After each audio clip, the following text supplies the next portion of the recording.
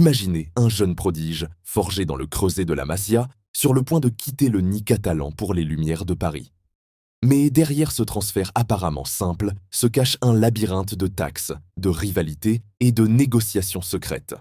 Le PSG a-t-il vraiment volé Dro Fernandez au nez et à la barbe de l'Europe entière? Accrochez-vous, parce que cette histoire est pleine de rebondissements qui pourraient changer le visage du football européen. Remontons aux origines. Dro Fernandez, de son vrai nom Pedro Fernandez, est né en 2007 dans les environs de Barcelone. Comme tant d'autres légendes avant lui, Messi, Xavi, Iniesta, il a gravi les échelons de la Masia, cette académie mythique qui transforme les gamins en superstars. Dès ses premières touches de balle dans les catégories U12, les scouts parlèrent déjà d'un nouveau Iniesta. Pourquoi? Parce que ce gamin a une vision du jeu qui défie l'âge. Il lit les espaces comme un livre ouvert, distribue des passes laser avec une précision chirurgicale et maintient un calme olympien sous pression. Pas le genre à paniquer quand 3 défenseurs lui foncent dessus. Au contraire, il les dribble avec une élégance qui rappelle les grands maestros espagnols. Mais la Masia, c'est aussi une machine impitoyable. Fernandez a brillé en Juvenil A, marquant des buts décisifs et orchestrant des remontadas en Youth League.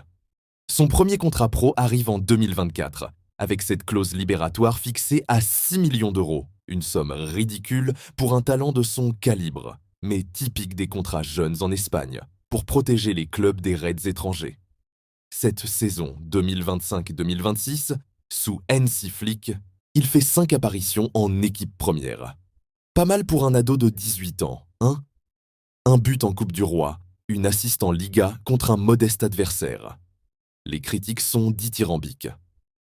Il a le QI footballistique d'un vétéran, dit un analyste d'ESPN. Pourtant, derrière les louanges, la frustration couve. Bloqué par Pedri, ce monstre de créativité, Gavi le guerrier infatigable, et maintenant Fermín López et Dani Olmo qui monopolisent les minutes, Fernandez se sent piégé. Pourquoi rester sur le banc quand je peux être titulaire ailleurs? Se demande-t-il sûrement.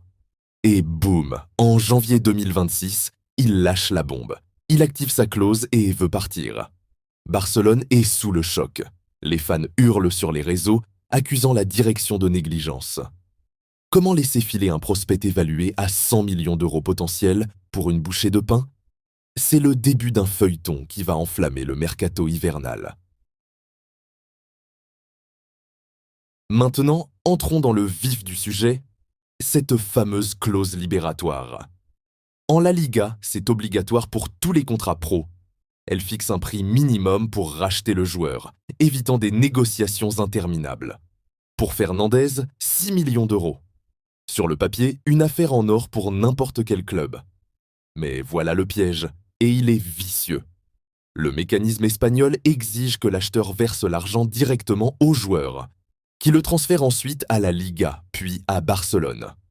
Pourquoi? Pour respecter les lois fiscales. Problème, ce paiement est considéré comme un revenu pour Fernandez, taxable à hauteur de 47% en Catalogne, l'un des taux les plus élevés d'Europe. Résultat? Pour que Barcelone touche net 6 millions, l'acheteur doit gonfler le chèque. Des calculs d'experts, comme ceux de Yahoo Sports, estiment le coût brut à 9 millions, voire 11 si on compense pleinement les impôts du joueur pour qu'il n'y perde pas un centime. Imaginez, PSG pense faire un coup à bas prix et soudain, la facture explose de 50%. Pas étonnant qu'ils aient hésité. Ajoutez à ça les subtilités légales. Si le joueur paie la clause lui-même, avec des fonds prêtés par le nouveau club, ça peut déclencher des enquêtes fiscales. Des cas passés, comme celui de Neymar en 2017, ont montré comment ces clauses peuvent virer au cauchemar administratif. Barcelone, malin, a exploité ce flou pour pousser des négociations directes. Au lieu d'une activation brute, PSG a opté pour un deal à 8 à 10 millions, évitant les taxes et préservant les relations. C'est une leçon de mercato. Les chiffres ne disent donc pas tout. La fiscalité peut tuer un transfert plus vite qu'un veto présidentiel. Malgré ces obstacles, Paris gardait un as dans sa manche. Dro Fernandez avait déjà choisi le PSG bien avant le chaos. Pourquoi? Luis Enrique, bien sûr. L'ancien coach de l'Espagne et de Barcelone partage le même agent que le jeune milieu. un lien qui a facilité les discussions dès novembre 2025. Enrique, avec son style de possession et de pressing haut, voit en Fernandez le complément idéal à son milieu. C'est un joueur qui pense 2 passes en avance, aurait-il dit en privé, selon des sources comme Foot Mercato. Les échanges ont été convaincants. Promesse de minutes régulières, un rôle de rotation derrière Vitinha et Zahir Emery et un contrat juteux jusqu'en juin 2030. Salaire estimé à 2-3 millions nets par an, avec bonus pour performance. Fernandez, ambitieux, sait que Paris offre une vitrine européenne, Ligue des Champions. C'est pas Barcelone qui peut promettre ça actuellement, avec leurs soucis financiers persistants. Des rapports d'ESPN confirment un accord verbal était bouclé mi-janvier, avant même l'activation publique de la clause. Cette préférence affirmée a tenu les rivaux à distance, même si les murmures d'un revirement ont circulé jusqu'au bout. Paris, avec son projet qatari, vend du rêve. Titre, exposition et un coach qui parle espagnol. C'est le genre de détails qui font pencher la balance dans un mercato aussi compétitif. Des rumeurs de Foot Mercato parlent d'une offre à 8 millions directs, ignorant la taxe. Pourquoi si agressif? Parce qu'ils sentaient le coup. PSG hésitait sur les finances, Barcelone était furieux. Mais Fernandez, influencé par Enrique, a résisté. Barcelone, de son côté, n'a pas digéré. Hansi Flick, pragmatique, l'a écarté des entraînements collectifs dès mi-janvier. Officiellement pour éviter blessure. En réalité, pour le punir et le pousser dehors sans distraction. Pas de photo d'équipe, pas de match, une mise au placard classique. La direction, menée par Joan Laporta, comment perdre un ex-Iniesta pour 6 millions, s'indignent les fans sur Facebook et X.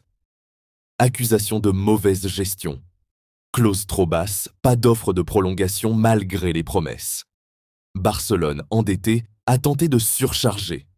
Demander 10 millions, étudier des clauses anti-revente. Des articles de Barca Blaugranes expliquent.